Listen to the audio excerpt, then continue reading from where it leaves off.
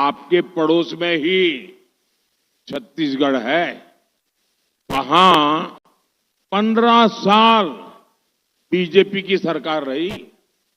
हाल में ही वहां के लोगों ने फिर से भाजपा को भारी बहुमत से चुन लिया और आज छत्तीसगढ़ की सरकार एक आदिवासी मुख्यमंत्री, आदिवासी बेटा उस सरकार को चला रहा है। बीजेपी छत्तीसगढ़ को संभाल रही है। वहां धान किसानों से बड़ी मात्रा में धान खरीदा जाता है।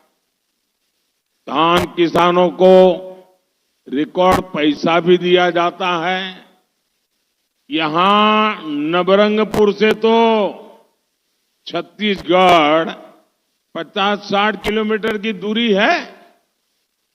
वहां भाजपा सरकार 3,100 रुपया, सुनिए, 3,100 रुपया प्रति क्विंटल पर धान खरीद करती है।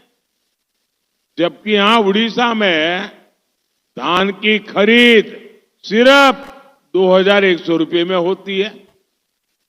इसलिए उड़ीसा भाजपा ने घोषणा की है कि यहां बीजेपी की सरकार बनने के दूसरे ही दिन 3,100 रुपये प्रति क्विंटल धान खरीदा जाएगा।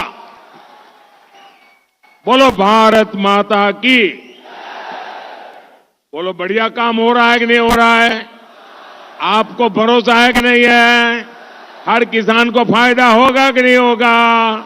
ये मोदी की गारंटी है कि नहीं है?